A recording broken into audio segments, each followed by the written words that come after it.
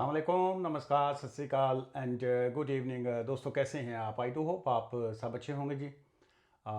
आज कुछ आप दोस्तों के कमेंट्स आए हुए हैं, उसका भी मैं जवाब दूंगा। और साथ आज भाई की तरफ अफ्तारी है, वहाँ पे मैं जा रहा था। सो जैसे कल की वीडियो में मैंने कहा था आपको कि थोड़ी सी डेली लाइफ भी शेयर करूँगा, लेकिन कल वो की वीडियो में मैंने एक जगह की एक वीडियो शेयर की थी, छोटा सा क्लिप, और आपसे पूछा था कि बताइए इसका क्या नाम है, लेकिन किसी ने कोई कमेंट्स करके नहीं बताया। मन लगता है तो भी नहीं पता कि वो की सी। अच्छा जी, ये किसी का कमेंट्स आया हुआ था कि जो स्पाउस वीज़ा पे प्रायोरिटी के ऊपर अगर हम करते हैं तो उसके ऊपर कितना टाइम जो है वो लग जाता है। सो मैं ऑब्वियसली यहाँ पे जनरल इन्फॉर्मेशन दे रहा हूँ, it's not a legal advice. So पहली बात तो ये है कि ये जो स्पाउस वीज़ा प्रायोरिटी वाला है, आई डोंट नो आपने इनसाइड कंट्री फाइल किया हुआ है या आपने आउटसाइड कंट्री फाइल किया हुआ है। अब उसमें दोनों केसेस में जो है बाज़ का टाइम लग जाता है। इस ऑल डिपेंड्स के केस जो है वो कॉम्प्लेक्स कितना था, वो उसमें आपके डॉक्यूमेंट्स जो कंप्लीट थे या उसमें कोई मिसिंग है। सो ऑब्वियसली ये डिपेंड कर रहा होता है। लेकिन अगर हम एवरेज टाइम की बात करें तो यूके के अंदर से जो है प्रायोरिटी वीज़ा, ऑब्वियसली उसमें एक ही सर्विस होती है, 1000 पाउंड वो एक्स्ट्रा चार्ज करते हैं।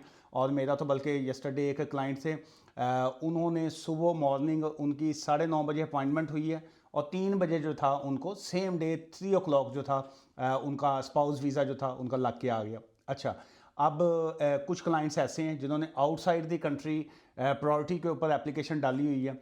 अब उसमें कई लोगों का प्रायोरिटी के बावजूद जो है, वैसे 5 डेज़ में वीज़ा आ जाता है, बहुत से लोगों का आ भी जाता है, लेकिन अब एक आध एप्लीकेशन है वो उनको मेरा ख्याल है अभी 2 मंथ्स प्लस हो गए, अभी तक वो स्टक है। अच्छा, सेकंड जो बात आपसे शेयर करूँगा, टीमों के ऊपर जो है ना, बड़ा बाज़ का अजीब सा एक्सपीरियंस होता है।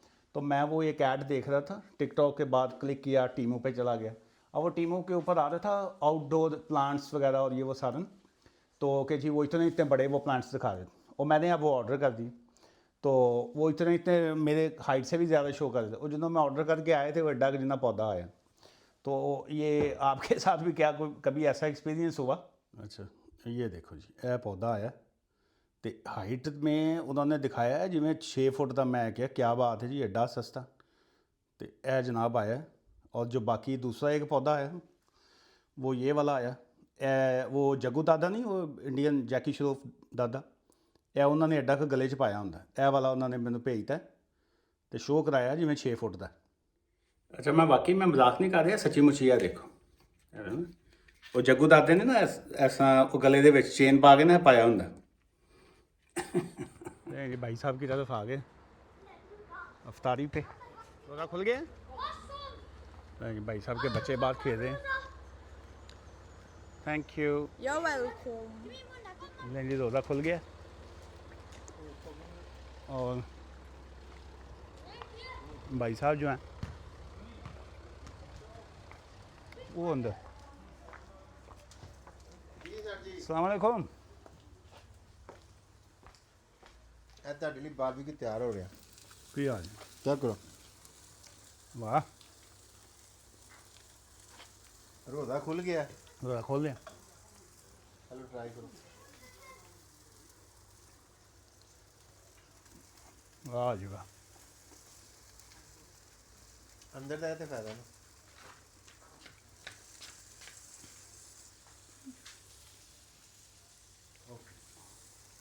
ਇਹ ਸਾਡੀ ਸਟੋਰੀ ਹੈ ਜੀ, ਤੇ ਇਹ ਹੁਣ ਬਾਹਰ ਅੰਦਰ ਚਲੋ, ਅੰਦਰ ਤਿਆਰੀ ਹੋ ਰਹੀ ਹੈ। ਮੈਂ ਬਸ ਆਇਆ ਲੈ ਕੇ। आ जाओ।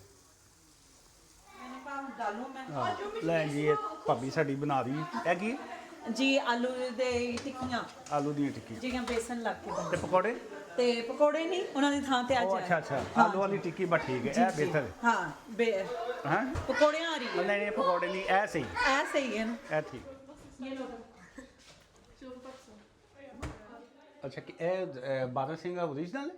ਹਾਂਜੀ, अच्छा अच्छा अच्छा, मतलब वो नहीं है, ਪਲਾਸਟਿਕ ਨਹੀਂ ਹੈ। प्लास्टिक नहीं, ओरिजिनल है। अच्छा अच्छा, ਇਹ ਉਹ ਜਿਹੜਾ ਤੁਹਾਡਾ ਦੋਸਤ ਸਕਾਟਲੈਂਡ ਵਾਲਾ ਕਰਦਾ ਹੈ ਸ਼ਿਕਾਰ। ਉੱਥੇ ਲੈ ਕੇ ਆਇਆ। वाह जी वाह। अच्छा जी, एक सवाल था कि when we need to inform home office straight away और आफ्टर डिवोर्स, ये गालबन डिपेंडेंट वीज़ा के हवाले से सवाल होगा इनका, मे बी स्पाउस वीज़ा पे हों या स्टूडेंट के डिपेंडेंट हैं या बदल जो भी हैं डिपेंडेंट। सो उस हवाले से है कि कब होम ऑफिस को कब हमने इन्फॉर्म करना होता है। देखिए उसमें लीगली तौर पे, कानूनी तौर पे इसका डिवोर्स से कोई ताल्लुक़ नहीं होता, चाहे आप सेपरेशन से भी ऐसा मैं समझना ताल्लुक़ नहीं होता बाय लॉ। आप चाहे सेपरेट हो गए हैं या आपने डिवोर्स फाइल कर दी है या आप रेडी टू फाइल हैं, टेक्निकली तौर पे वहाँ पे आ जाता है मैरिज ब्रेकडाउन कि जी आपका रिलेशनशिप जो है उसकी क्या सिचुएशन है। और उसमें अगर इस तरह का मैरिज ब्रेकडाउन का आता है तो फिर बाय लॉ ये है कि you have to inform the home office कि जी कि अब हम साथ में नहीं चल रहे हैं। लेकिन अनफॉर्चुनेटली होता क्या है कि बहुत से लोग जो हैं वो बाज़ का इस तरह की सिचुएशन के बावजूद वो रिकनसाइल की पोजीशन में होते हैं या बाकी और मामला हैं, लेकिन लॉ ये कहता है कि वंस दिस हैपन तो उसके बाद जो है आप उनको इन्फॉर्म कीजिए। ये किसी भाई साहब का सवाल था कि जी के 20 साल वाले कानून के ख़िलाफ़ भाई साहब आवाज़ उठाएं। आवाज़ क्या उठानी है, वो आवाज़ असी है ना वैसी आवाज़ चुकी है तो अगों वो इट चुक लें, तो इस वास्ते आवाज़ चुकना केड़ा सौखा है। सो ये जो 20 ईयर्स वाला राइट नो अभी कानून है ये किसी ज़माने में 2007-8 में जो था ये 7 ईयर्स का होता था। फिर वकीलों ने बाकियों ने आवाज़ उठाई तो इसको उन्होंने उठा के फिर 10 साल के ऊपर कर दिया। तो फिर वो 10 ईयर्स का रूट आ गया कि 10 ईयर्स, लेकिन वो 10 साल के बाद जब कोई शख्स अप्लाई करता था तो उसको स्ट्रेट अवे ILR मिल जाता था, इंडेफिनेट लीव टू रिमेन। फिर वो वकीलों ने आवाज़ उठाई, इसको उन्होंने 14 साल पे कर दिया, 14 ईयर्स। तो ये 2011-12 में 14 साल का कानून हो गया था कि कोई भी शख्स जो है वो इलीगल या ऐसे जो भी सिचुएशन है वो अपनी एप्लीकेशन फ़ाइल करे तो 14 ईयर्स वाला रूल होता था, ठीक है। तो उस वक्त ILR मिलता था। फिर इतनी का आवाज़ें उठी कि 20 साल का हो गया, 20 ईयर्स वाला रूट है। लेकिन 20 ईयर्स के बाद अब वो 10 साल का आगे मज़ीद वीज़ा देते हैं। आवाज़ ना चुकन दो, आवाज़ उठाएंगे तो अभी अप्रैल के बाद वो वैसे ही ये 20 ईयर्स वाले को वैसे ही वो 30 साल करने वाले हैं, 30 साल 30 ईयर्स। तो इसका मतलब है 40 ईयर्स पे बात पहुँचेगी। आवाज़ें रहने दें। अच्छा ये मुझे कमेंट्स करके बताइएगा, ये जो मेरी आउटफिट है ये कैसी लग रही है। ये पूरा ये जो फर्शी शलवार जो है ये कैसी लग रही है, पूरा आउटफिट कैसा है, कमेंट्स कीजिएगा नीचे। अच्छा जी, आज की इस वीडियो का लास्ट कमेंट्स और उसका जवाब ये किसी भाई साहब ने लिखा था कि जी के 5 साल वाले कानून से जो है ये बचाइए, ये जो 5 to 10 ईयर्स के ऊपर लेके जा रहे हैं इससे इसका क्या ऑप्शंस हैं। सो देखिए, नंबर एक तो ये है कि सो फार जो है कोई रूल्स में चेंजेस नहीं है। सो क्या इस पे क्या चेंजेस आ सकती हैं इसके बारे में कंसल्टेशन तो क्लोज हो चुकी है, नंबर 1। सेकंड ये है कि रिफॉर्म पार्टी की जानिब से जो है ज़िया यूसुफ साहब जो हैं वो ऑब्वियसली उनकी एक अपना उन्होंने सो फार जो है वो शेडो मिनिस्टर वो जो है इमिग्रेशन के हवाले से वो भी अपने आप को कह रहे हैं, और उनकी जो पॉलिसीज़ हैं वो भी उन्होंने इंट्रोडक्शन दिया है कि हम क्या करना चाह रहे हैं। उसके ऊपर बड़ी मज़ेदार गुफ्तगू भी है, उसके ऊपर मुझे पूरा एक व्लॉग करूँगा, मैं बैठ के तसल्ली से पूरा एक्सप्लेन करूँगा कि रिफॉर्म पार्टी जो है वो क्या चाह रही है।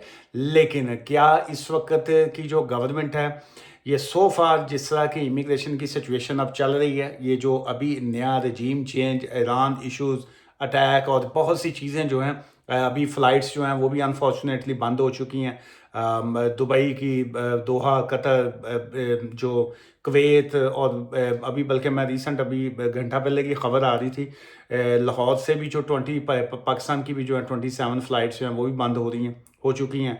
और बाकी कंट्री जो अभी ये जो रजीम चेंज जब आता है ना, इस तरह का भी जब आता है, वर्ल्ड वॉर, अनफॉर्चुनेटली अल्लाह ना करे ऐसी सिचुएशन आए, सो इसमें इमिग्रेशन के हवाले से भी बहुत सी तब्दीलियाँ जो हैं फिर वो आती हैं। तो अभी देखते हैं ऊँट किस करवट बैठता है। लेकिन दुआ कीजिए कि मामला जो हैं सभी के अच्छे रहें, कंट्री की भी हालात अच्छे रहें, और ये जो वॉर है ये कभी भी किसी भी सिचुएशन में जो है ये एक्सेप्टेबल नहीं होती। दुआ में याद रखिएगा। Take care, bye for now.